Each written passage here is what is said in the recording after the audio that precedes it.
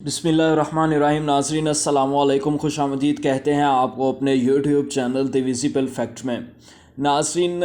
کچھ اہم ڈیولپمنٹس ہیں جو پچھلے کچھ گھنٹوں میں ہوئی ہیں، وہ آپ کے ساتھ شیئر کرنا بہت ضروری ہے۔ ان میں کچھ ڈیولپمنٹس تو ایسی ہیں کہ جن کا براہ راست جو ہے وہ ملک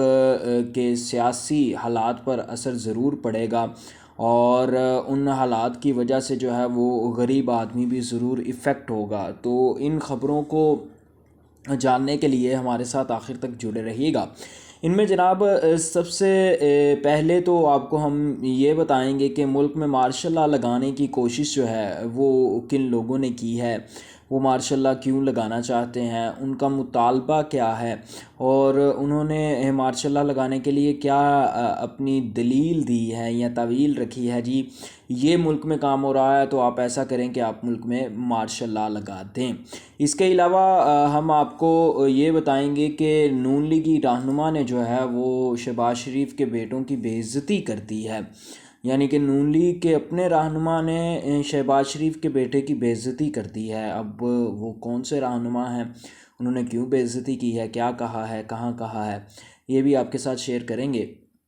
اس سے پہلے کچھ اہم خبریں آپ کے ساتھ شیئر کرتے ہیں۔ سب سے پہلے تو جناب مسلم لیگ نون کی سینئر نائب صدر مریم نواز 27 جنوری کو لندن سے پاکستان روانہ ہوں گی۔ فیملی ذرائع نے جیو نیوز کو تصدیق کی کہ مریم نواز کے ہمراہ خاندان کے چند افراد اور پارٹی کارکن بھی پاکستان جائیں گے۔ ذرائع کا بتانا ہے کہ مریم نواز پاکستان پہنچ کر سیاست میں بھرپور حصہ لیں گی۔ واضح رہے کہ رواں ماہ مریم نواز کے جنیوا میں گلے کے 2 گلینڈز کا 3 گھنٹے طویل آپریشن کیا گیا جو کامیاب رہا۔ اب جناب مریم نواز کے پاکستان آنے کا شیڈیول جو ہے وہ کل بھی بیان کیا گیا تھا، اور اس شیڈیول کے مطابق جو ہے وہ مریم نواز 29 جنوری کو پاکستان آنے والی تھی۔ اس سے پہلے بھی مریم نواز کا ایک شیڈول بیان کیا گیا تھا، اور اس شیڈول کے مطابق مریم نواز جو ہے وہ 22 جنوری کو پاکستان آنے والی تھی، لیکن وہ 22 جنوری کو پاکستان نہیں آئیں، اور پھر اس کے بعد کہا گیا جی وہ 29 جنوری کو لندن سے پاکستان کے لیے روانہ ہوں گی، لیکن وہ 29 جنوری کو بھی اب ان کا پلان جو ہے وہ 27 جنوری کو منتقل ہو گیا ہے۔ ہم یوں کہہ سکتے ہیں کہ یہ ایک ڈرامہ چل رہا ہے، یا یوں کہہ لیجئے کہ عوام کو صرف نہ ایک گھمن گیری میں ڈالا ہوا ہے۔ اصل کہانی جو ہے وہ کچھ یوں ہے کہ جو لندن میں ان کا اجلاس ہوا ہے نون لیگ کا، اس اجلاس میں ان کو یہ بتا دیا گیا ہے کہ آپ کی پنجاب میں سیاست ختم ہو چکی ہے۔ اگر آپ زمینی حقائق کی بات کرتے ہیں، گراؤنڈ ریالٹیز کی بات کرتے ہیں، تو پنجاب میں آپ کے پاس کچھ بھی نہیں بچا۔ وہاں پر عمران خان اپنے پنجے مضبوط کر چکے ہیں، اپنی پوزیشن مضبوط کر چکے ہیں، اور اب وہاں پر صرف اور صرف ایک ہی شخص کی حکومت چلے گی، اور وہ ہے عمران خان۔ تو ان کو اس چیز کا معلوم ہو گیا ہے، اس لیے یہ پاکستان واپس آنے کے لیے جو ہے وہ مختلف ہیلے بہانے بنا رہے ہیں۔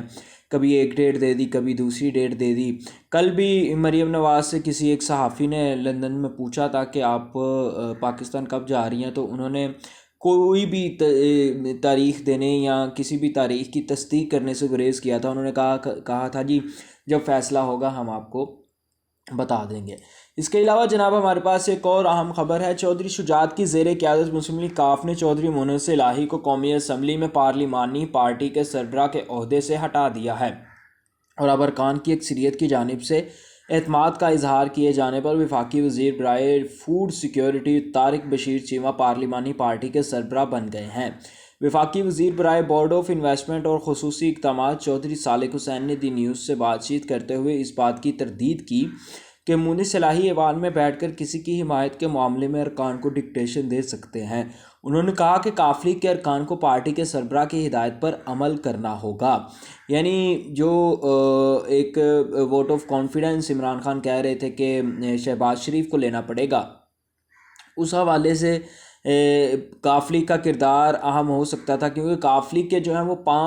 کل 5 ارکان جو ہیں وہ قومی اسمبلی میں ہیں۔ 3 جو ہیں وہ اس وقت پی ڈی ایم کی حکومت کے ساتھ ہیں، اور 2 جو ہیں مونس الہی اور حسین الہی، یہ عمران خان کے ساتھ ہیں۔ لیکن جو پارلیمانی لیڈر تھے کاف لیگ کے، وہ منصف صلاحی تھے، لیکن منصف صلاحی بھی پارلیمانی لیڈر ہونے کے علاوہ کچھ نہیں کر سکتے تھے، کیونکہ اکثریت جو تھی پارلیمانی ارکان کی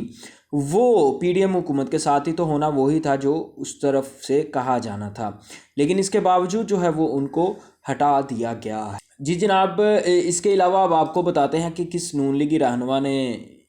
گستاخی کی ہے جناب، کہ شہباز شریف کے بیٹے کی انہوں نے بے عزتی کر دی ہے۔ ہوا کچھ یوں ہے کہ شاہد خاقان عباسی جو ہیں وہ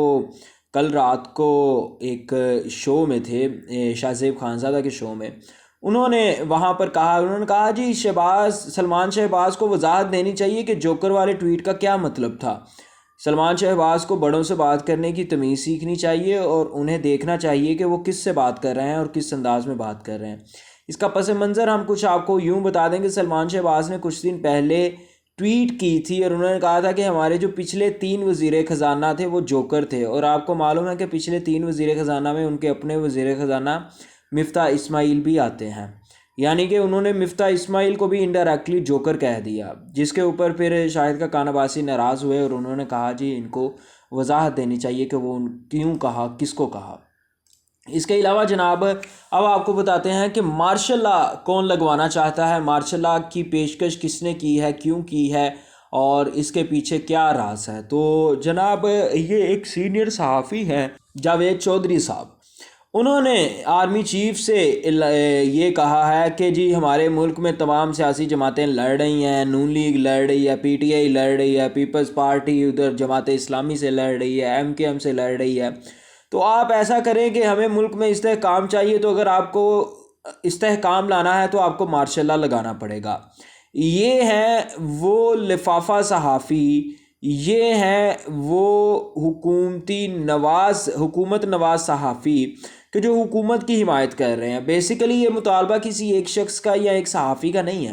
یہ حکومت کا مطالبہ ہے کہ چلو ملک میں مارشل لا لگ جائے، ہمیں الیکشن کی طرف نہ جانا پڑے، اگر ہمیں الیکشن کی طرف جانا پڑ گیا تو ہمارا بیڑا غرق ہو جائے گا، ہم الیکشن لڑنے کی پوزیشن میں نہیں ہیں، اور اگر ہمارا بیڑا غرق ہو گیا تو اگلے 5 سال بھی جو ہیں وہ ہمیں اپوزیشن میں بیٹھنا پڑے گا، اور اگر ہمیں اگلے 5 سال بھی اپوزیشن میں بیٹھنا پڑ گیا تو پھر عمران خان 10 سے 15 سال اس ملک سے کہیں بھی نہیں جانے والا۔ تو بیسیکلی جو یہ ٹاؤٹس ہوتے ہیں، جو یہ ایک پروپیگنڈسٹ ہوتے ہیں، جو اس طرح کا پروپیگنڈا کرتے ہیں، وہ باقاعدہ کسی مشن پر ہوتے ہیں، اور ان کا مشن صرف اور صرف ایک یہی ہوتا ہے کہ حکومت کا پیغام جو ہے وہ دبے چھپے الفاظ میں کسی طرح اسٹیبلشمنٹ تک پہنچا دیا جائے۔ اور یہاں پر بھی یہ جناب جو ہے وہ حکومتی پیغام کو اسٹیبلشمنٹ تک دبے چھپے الفاظ میں پہنچا رہے ہیں، جی ملک میں یہ ہو گیا ہے، ملک میں وہ ہو گیا ہے، تو آپ ایسا کریں کہ ملک میں مارشل لا لگا دیں۔ مارشل لا کبھی بھی ملک کے مسائل کا حل نہیں ہوتا، ان جناب کو کون سمجھائے گا؟ آپ لوگ یقیناً سمجھائیں گے، آپ لوگ کمنٹ میں ہمیں ضرور بتائیے گا، اور اگر آپ کو آج کی ویڈیو پسند آئی ہو، آپ کو چینل پسند آیا ہو، تو کائنڈلی چینل کو سبسکرائب، لائک اور شیئر ضرور کیجیے گا۔